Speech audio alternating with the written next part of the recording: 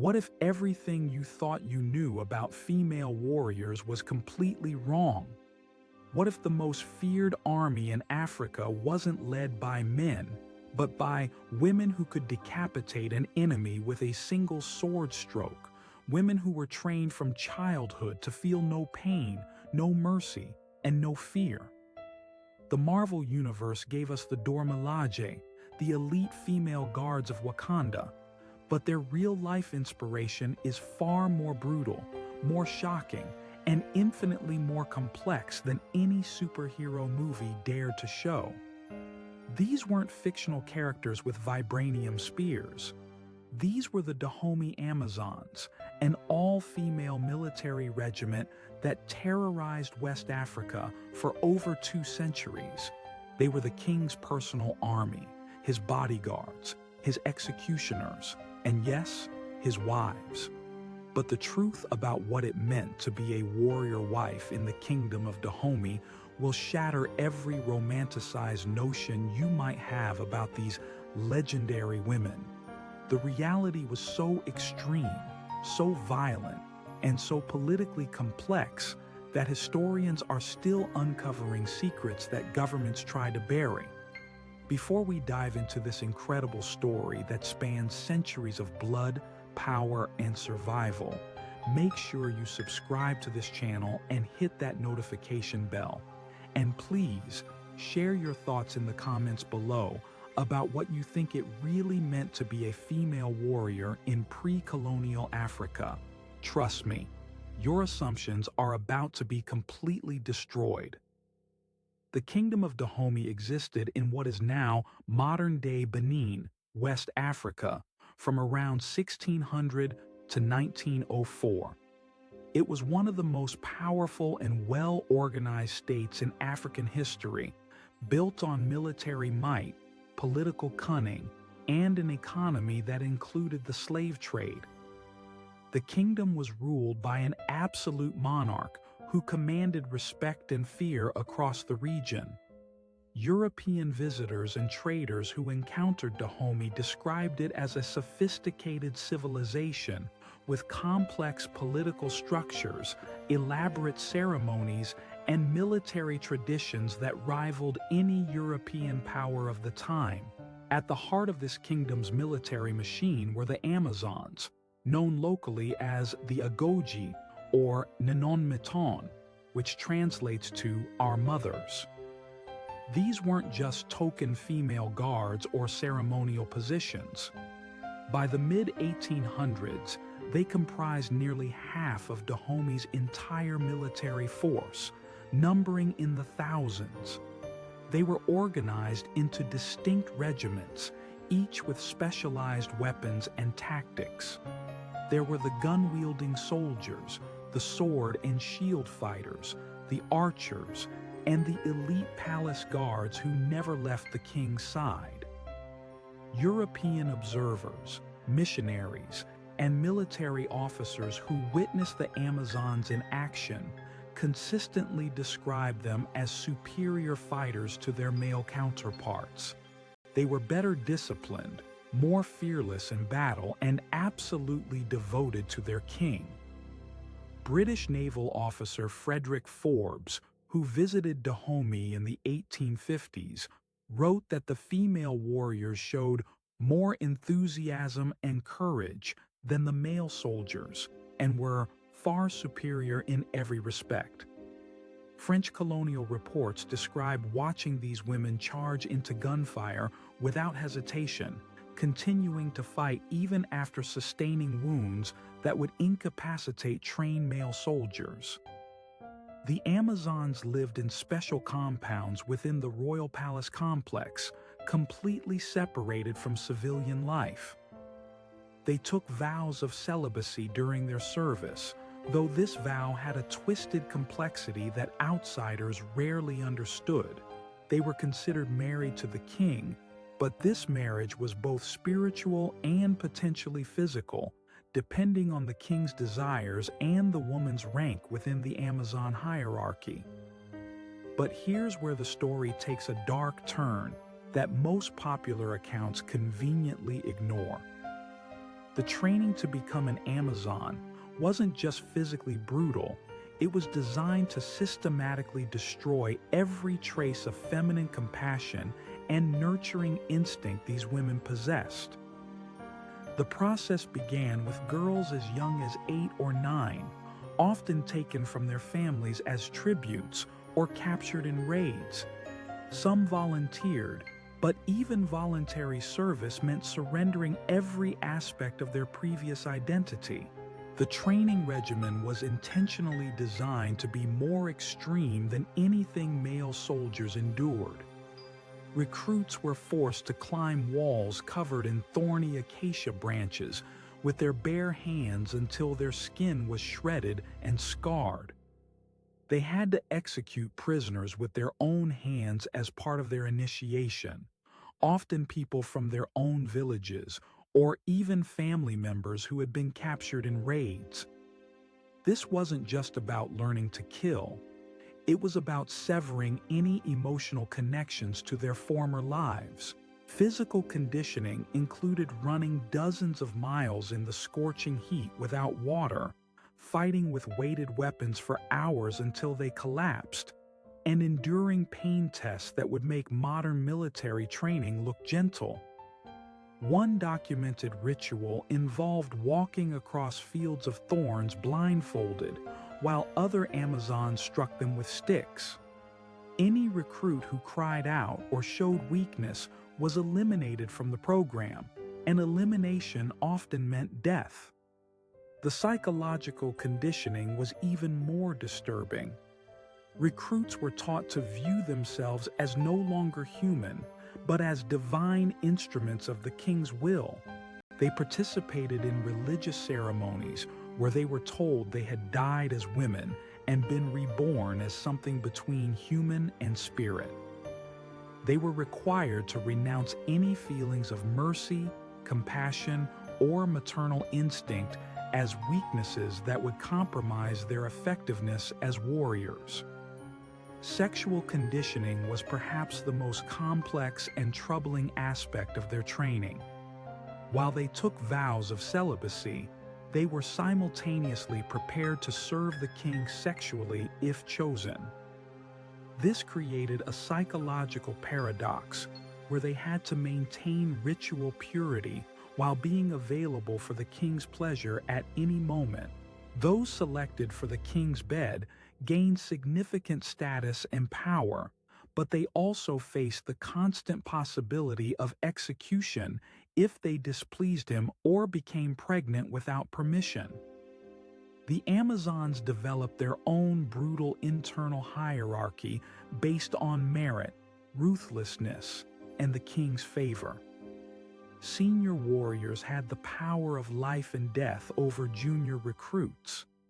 They conducted their own courts, made their own punishments, and maintained discipline through methods that shocked even hardened European military observers. Failure in training or cowardice in battle could result in being beaten to death by other Amazons, thrown to wild animals, or subjected to elaborate execution rituals. What made this system even more complex was that many of these women wielded enormous political influence despite their status as the king's property. Senior Amazon officers served as military advisors, intelligence gatherers, and even diplomats. They had their own economic interests, controlling portions of the slave trade and tribute collection.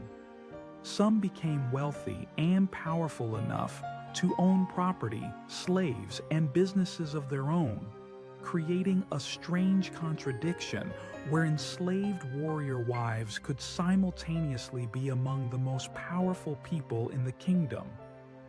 Let me tell you about Saedong Hongbei, one of the most legendary Amazon leaders whose story reveals just how complex and brutal this system really was. She rose to become a general in the Amazon army during the reign of King Glial in the mid-1800s, commanding thousands of warriors in battles against neighboring kingdoms and later against French colonial forces. But her path to power illustrates the impossible choices these women faced and the human cost of their warrior culture. Sejong began as a captured child from a rival village, selected for Amazon training after showing unusual physical strength and aggression during her capture. Historical accounts suggest she was around 10 years old when her training began, which means she spent her entire adolescence learning to suppress every natural human emotion except loyalty to the king and bloodlust in battle. By age 16, she had killed dozens of enemies and prisoners in ritual executions and combat.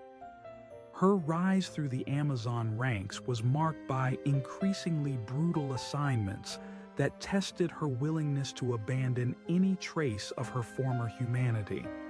She led raids against villages in her original homeland, participating in the capture and enslavement of people who might have been childhood friends or distant relatives. She personally executed Amazon recruits who showed weakness during training, understanding that any display of mercy would be interpreted as a fatal flaw in her own character.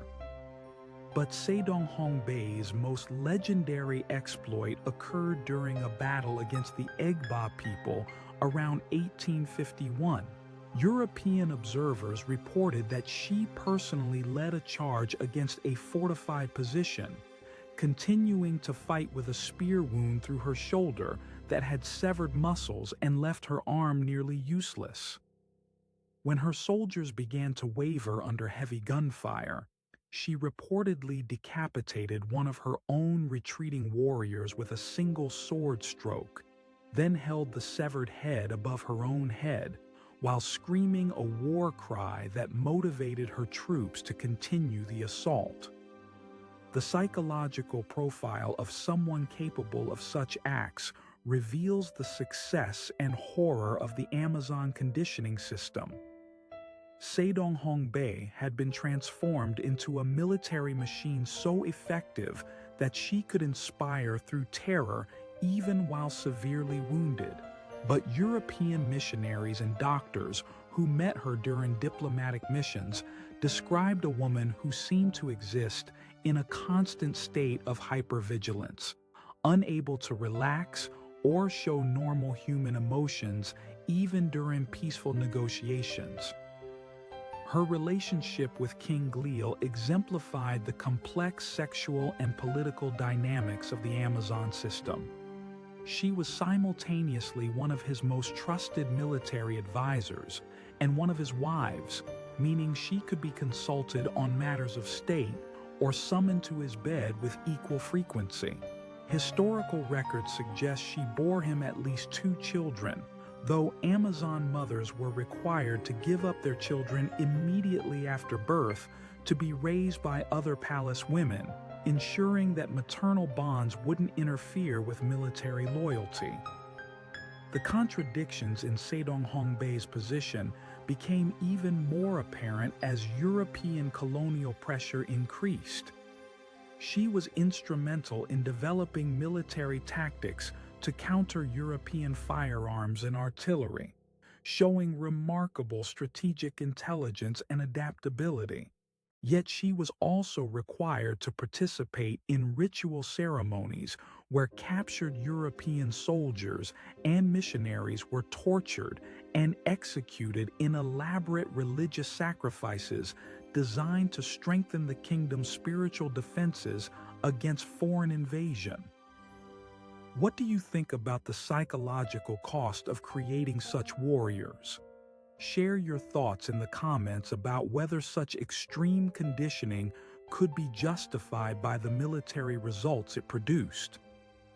As the French began their systematic conquest of West Africa in the 1890s, the Amazon system reached its final, most desperate phase.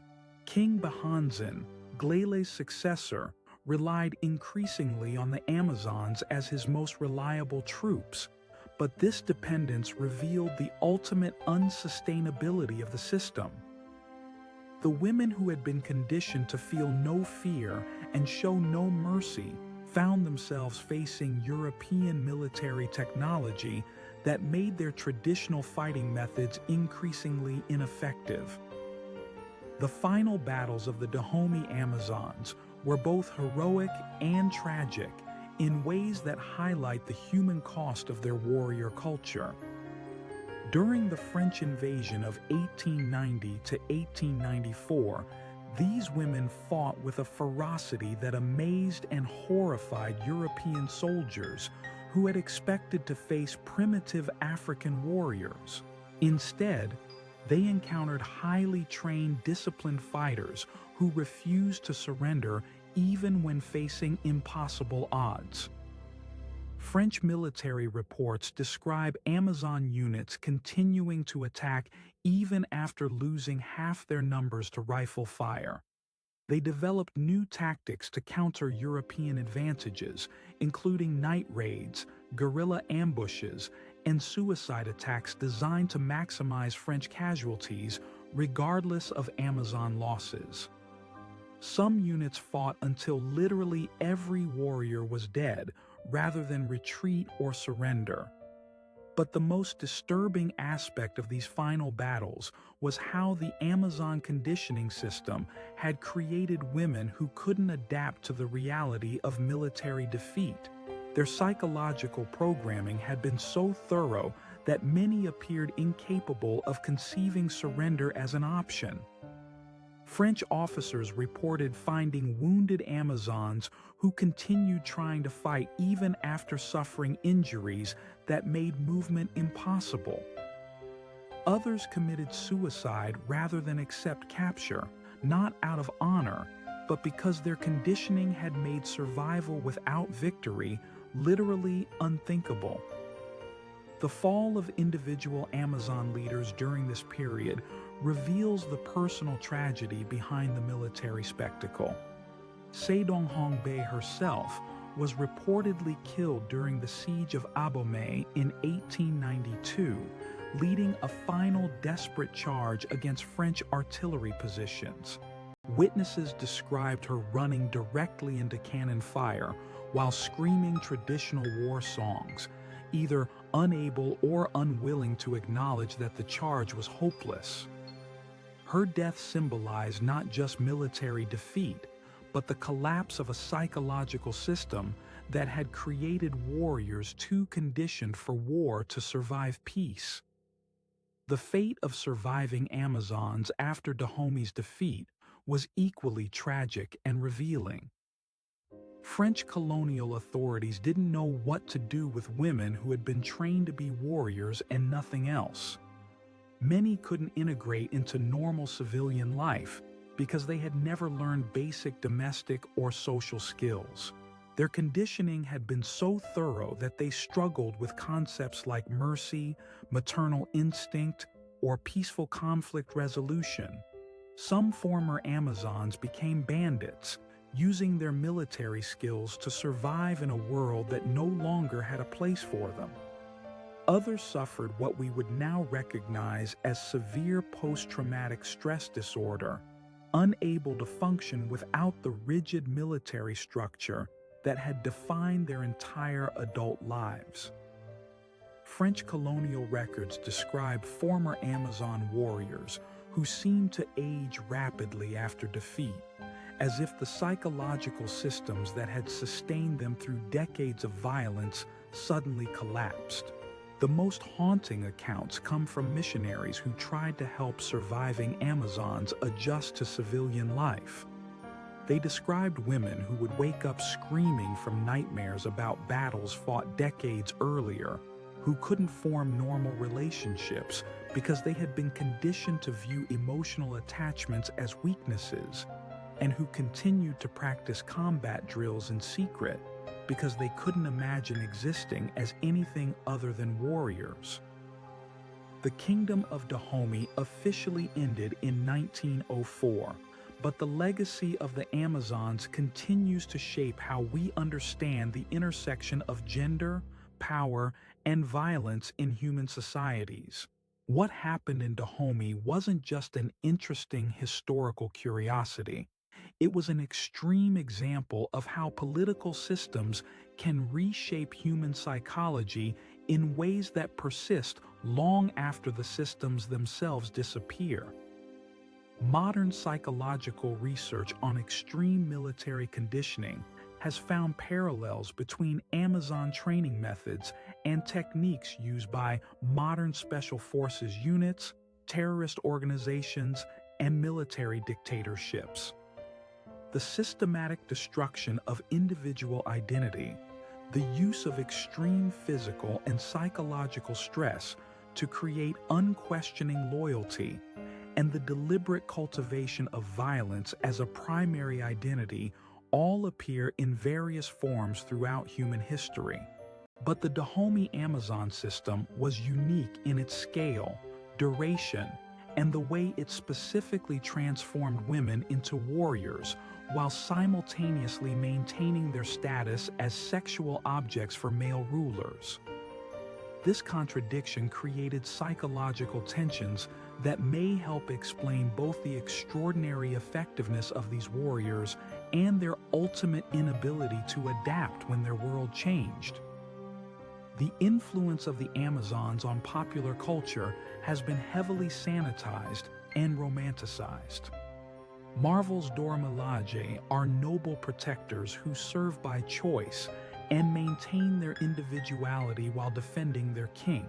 The reality of the Dahomey Amazons was far more complex and disturbing, involving systematic psychological manipulation, sexual exploitation, and the creation of human beings whose capacity for normal emotional life had been deliberately destroyed in service of military effectiveness.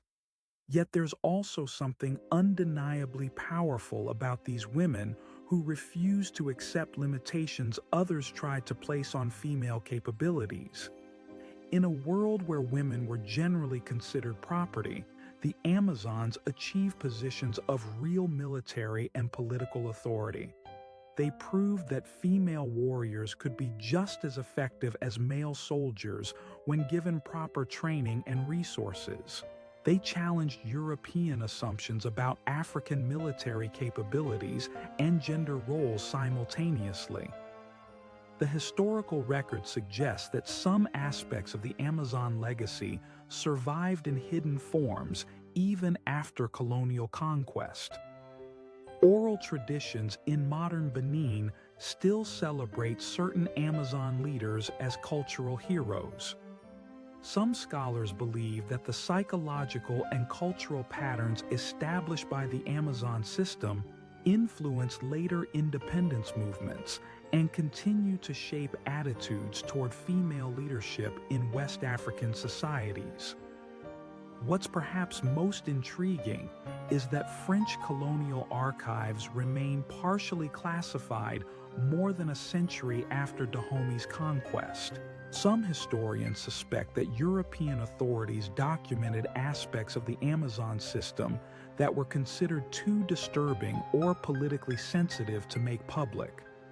There may be details about the psychological conditioning methods, the sexual dynamics of the warrior-wife system, or the political influence wielded by senior Amazons that could reshape our understanding of both African history and the nature of extreme military conditioning.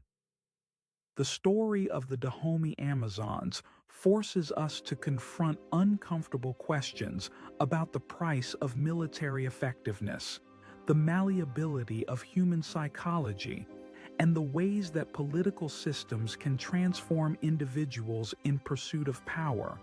These weren't superhero warriors fighting for justice and freedom. They were human beings whose natural emotional development had been systematically destroyed to create military machines of extraordinary effectiveness. Their legacy challenges both feminist celebrations of female warriors and traditional assumptions about gender roles in historical societies. They demonstrate that women can be just as capable of systematic violence as men when conditioned appropriately. but they also reveal the human cost of such conditioning regardless of gender.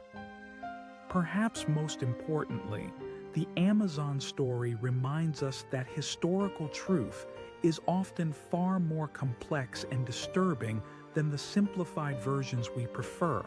The real warriors who inspired Marvel's Dora Milaje lived lives of psychological extremity that modern audiences would find difficult to comprehend or accept. Understanding their story requires confronting the reality that human beings can be shaped into forms that serve political power at the cost of their own humanity.